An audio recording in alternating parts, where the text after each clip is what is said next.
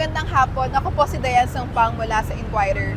Good news para sa lahat ng pasahero ng MRT3 at LRT2 dahil inununsyo ng Department of Transportation ngayong araw na ang lahat ng pasahero ng mga train lines na ito ay makakakuha ng 50% discount sa kanilang pamasahe starting on Monday, March 23.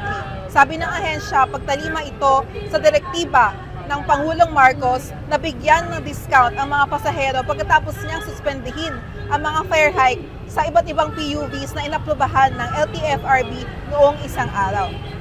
Clarification din ng DOTR na hindi na magkakaroon ng additional discount ang mga white beat holders gaya ng senior citizens, students at PWDs dahil applicable at effective pa rin ang 50% discount na nakuha na nila noon. Sabi rin ng ahensya na kayo pag-coordinate ito sa Light Rail Manila Corporation para sa pagbibigay ng pareha sa discount para sa mga pasahero ng LRT1 dahil nga pribadong kumpanya ang nagpapatakbo nito. Dayan Sampang, reporting for Inquirer.